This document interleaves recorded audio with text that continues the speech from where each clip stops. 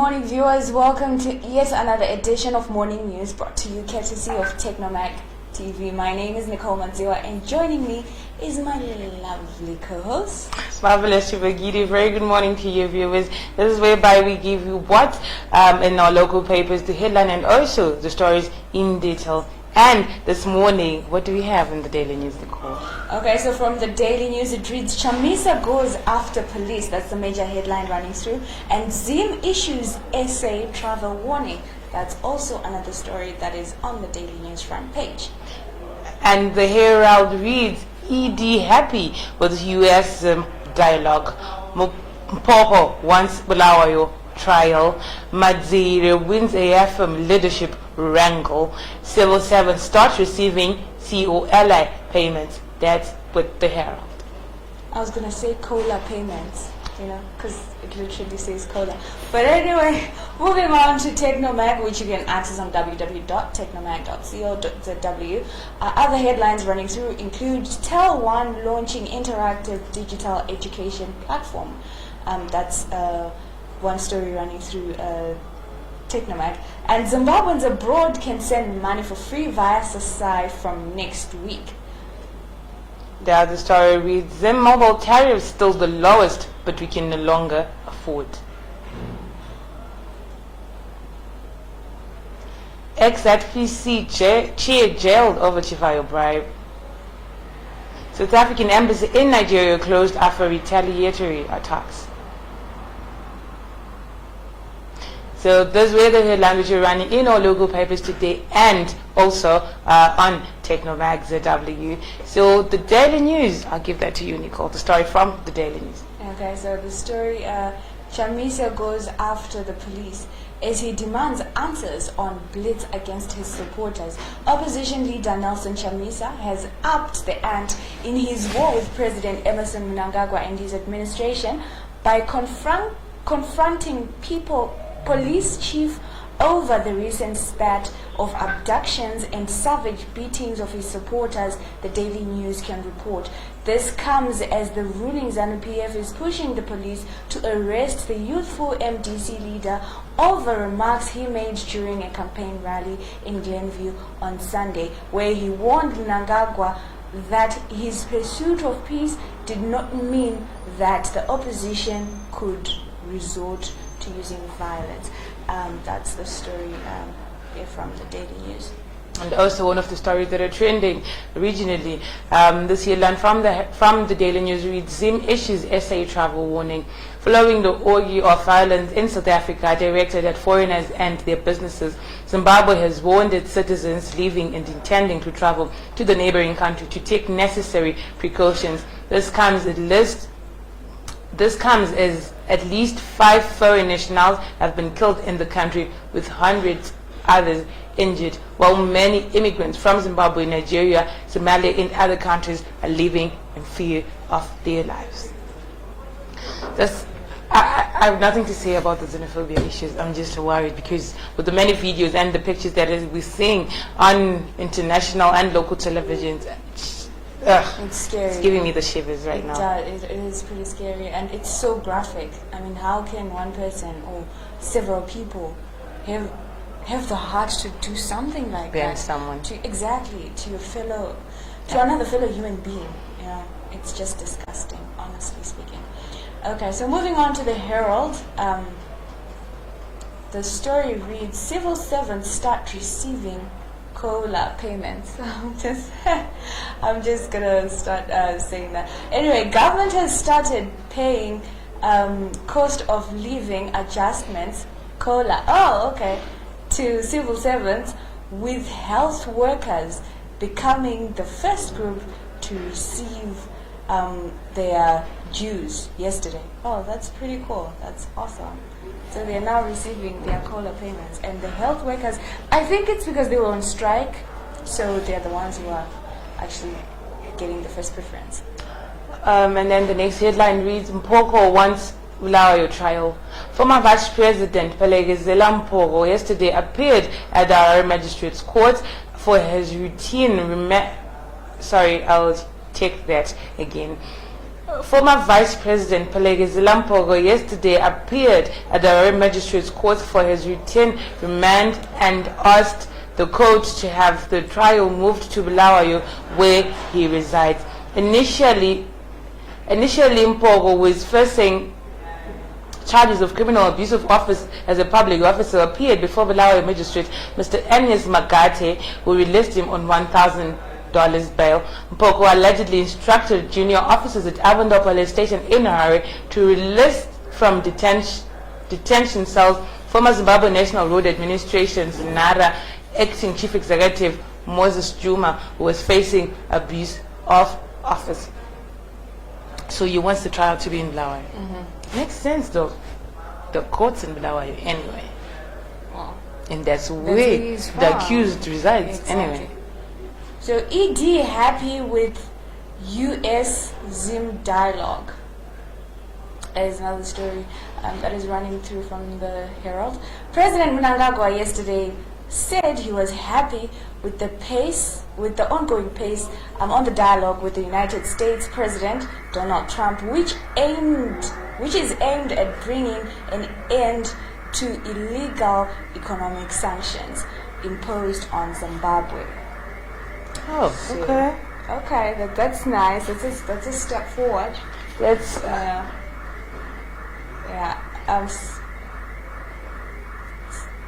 okay. So I think I'll hand this over to you. BCC frets over declining water levels. Bulawayo City Council, BCC, is fretting over the rate at which water levels at its supply sources are depleting, and in the process triggering panic to the residents who fear the return of water rationing. Statistics from BCC indicate that the city's water supply dams are now at 42%, which is far from adequate for Zimbabwe's second largest city. Yeah, that's a tough position to be in. Anyway, Daily News reads Janimbi trial date set. The state has set November 18 as the trial date for flamboyant businessman and socialite Genius Janimbi Kadungure, who stands accused of 3.5 million tax fraud. Janimbi, who is represented by Jonathan Samkange of Samkange and Venturas, has been on remand since November last year after he was arrested as he left the Harare Magistrates Court. So we'll be updating you. So from last year, you're only having the trial date this year. Is the year's about to end actually on the 18th of November. That's Zimbabwe for you. Still on the Daily News, it reads embrace GMOs, ZANU-PF. So wait, ZANU-PF is the one saying that. I'm not sure. ZANU-PF lawmakers are pushing government to embrace genetically modified GM crops to improve harvest, reduce crop production costs, and ultimately ensure food security in the country. This marks a fundamental policy shift given that the ZANU-PF government has all along been staunchly opposed to the local production of genetically modified food, even as influential lobbyists pressured it to rethink. But in an apparent volte-face, ZANU-PF MP for Bindura South, Remedios Matangere, seconded by his Gokwe Chirea counterpart Tonderai Moyo, said that local agriculture is getting unfair competition from the neighboring countries where GMOs have been embraced. But are they healthy though? Like health-wise? I don't know about them being healthy, but I know that they don't taste nice. Yeah. Because I've heard so much of this genetically modified agricultural produce from South Africa, and I did not like it. Yeah. But I also feel like even if people should embrace GMOs, there should be an option for those that don't want GMOs. Yeah.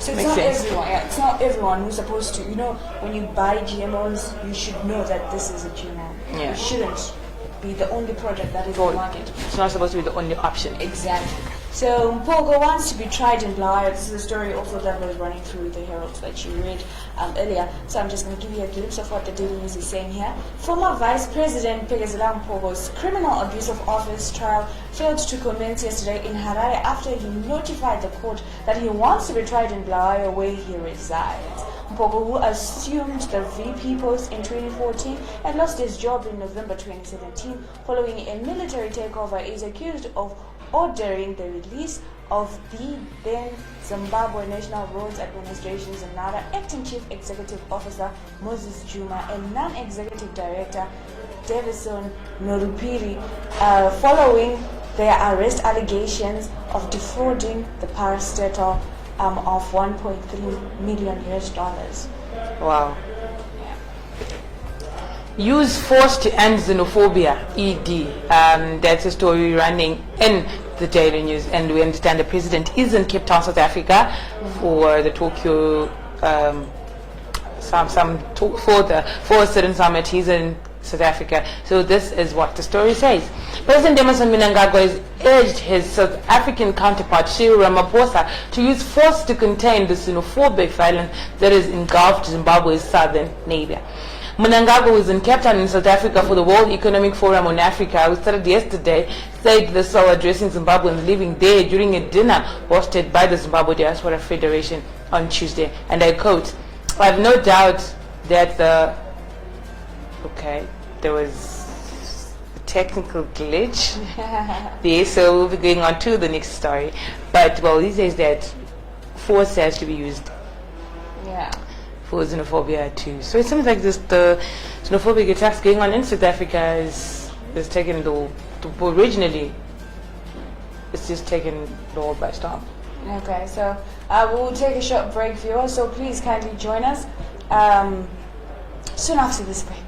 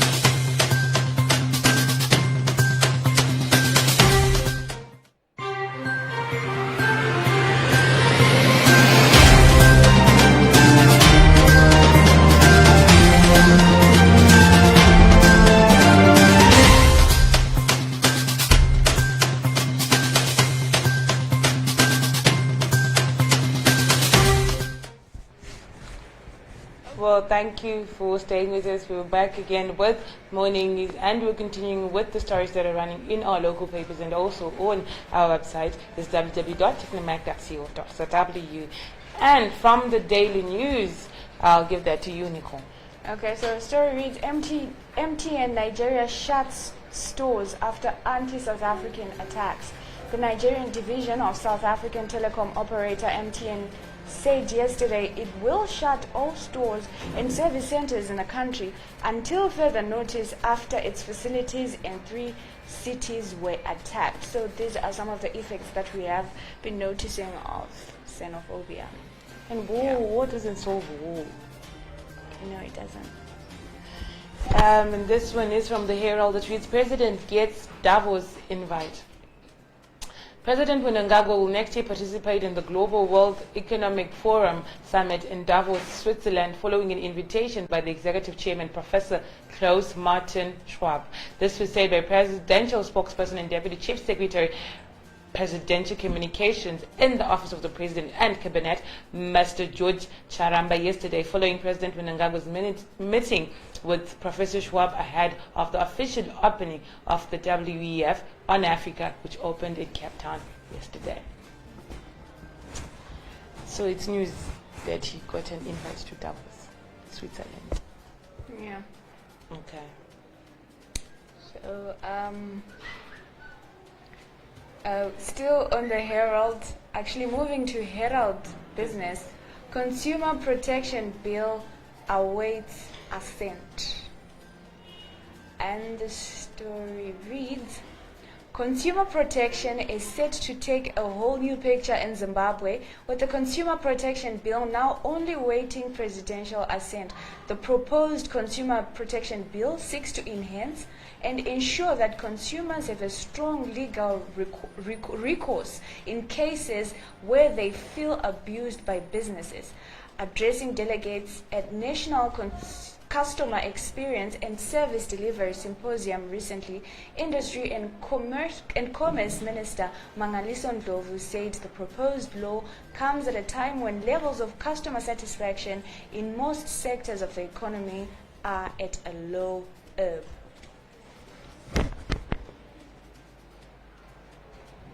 Still on the Herald, the headline reads, Mickles faces lawsuit over debt. And the story reads,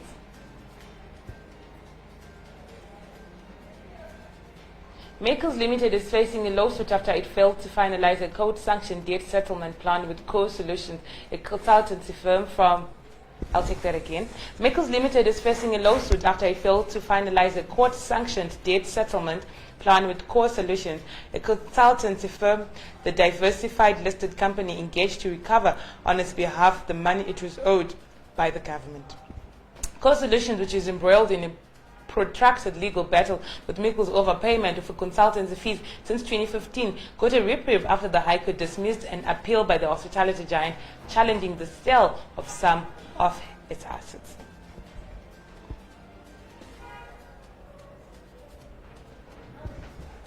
So, still on the Herald there,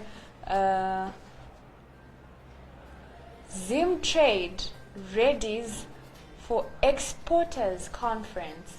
And the story reads, preparations are at an advanced stage for the Zim Trade 2019 Annual Exporters Conference and Exporter of the Year Awards that are set for October 10 to 11 in Bulawayo. The conference taking place under the theme Rethink, Reform, Export is set to bring together the government, local experts, industry players, academia, researchers, and sector experts to discuss best approaches aimed at addressing challenges faced by local businesses. The conference will also bring together local exporters and buyers from other countries to share ideas that will boost exports of local industries. And thank you to all of you who are watching. It's a very good morning to Alec Douglas Moyo, and also who says morning. And a very good morning to you, Lawrence Banda, who's saying hi, girls. Hi, Lawrence. How are you? And please take us to the next story. I think we've read that one before. South African embassy in Nigeria closed after retaliatory attacks. The South African embassy in Lagos, Nigeria, was forced to close its doors on Wednesday after it came under attack, EWN and ENCA reported. The Department of the International Relations and Cooperation, DIRCO, reportedly said it was assessing the damage. It was reported that a vehicle was vandalized during demonstrations. Some South African businesses operating in Nigeria, including MTN, have reportedly closed until further notice after being attacked. This follows a spate of attacks in South Africa since the weekend, in which some foreign-owned businesses were targeted. So, okay, let me just read the statement. Violence across Gauteng resulted in 7 confirmed deaths and more than 180 arrests. That's a lot of arrests. And still, yeah. even if it was one person, we should not be going there. No one should be dying. Yeah.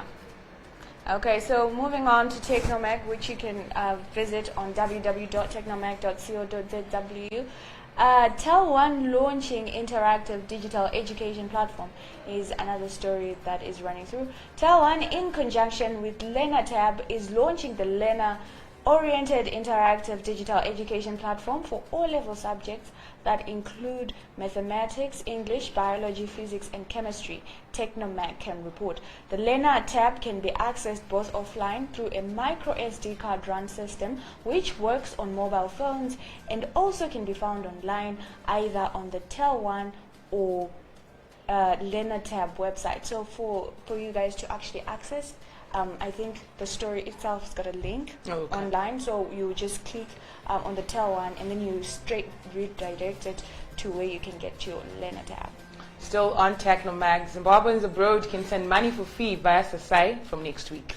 Cassava FinTech is finally pulling off the gloves. This will be their first heavy blow against social media giants as they seek to make their mark in the market. From next week, Zimbabweans living in the UK and South Africa will be able to send money home directly to an EcoCash foreign currency account that they control for just 2.5%.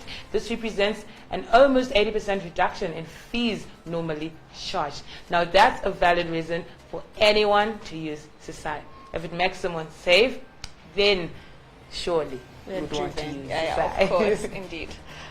Zim mobile tariffs still the lowest, but we can no longer afford. That's another story on Technomag. I think this is a debate that has been ongoing. Like, we have the lowest, yes, tariffs in the region.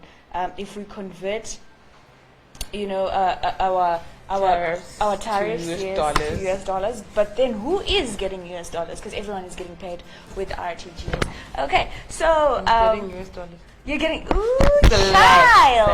child.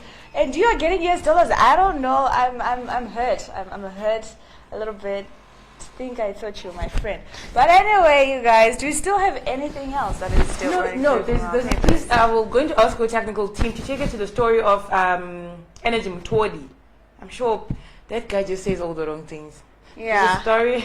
Yeah. There's a story I have on Energy Mutodi, and it says Mutodi triggers tribal storm. I'm sure it's the video that he was, you could actually tell that this is a phone, right? Yeah. And then he was recording himself. But so yeah, you can check that out in the daily news. You really wanted the story. I really wanted the story, but I'm yet to find out how this guy was made deputy minister. Like, honestly speaking, I'm worried. Like, it's like everyone is moving this way and then he's just going the other way. But anyway, thank you so much, viewers, for watching. So please do remember to follow us on YouTube. Subscribe. Oh yeah, you subscribe on YouTube. Look at me now. Okay, I'm still. My likes. I know. Like, please subscribe to our YouTube channel. Indeed. It's Techmac TV. So please hit the subscribe button and also share the link with your friends that they might also be able to subscribe and get so many of our stories and videos that probably you might not see anywhere else, only on Techmac TV. Exactly. And then now you like us on Facebook and follow us on Twitter. You see, I had that in the back, but then it was just somewhere, but not very close to me. So anyway, thank you, viewers, for watching. From me, Nicole Madziwa, and the crew behind the scenes with this lovely lady here. It's goodbye for now. Please watch us again tomorrow, same time in the morning. Have a marvelous one.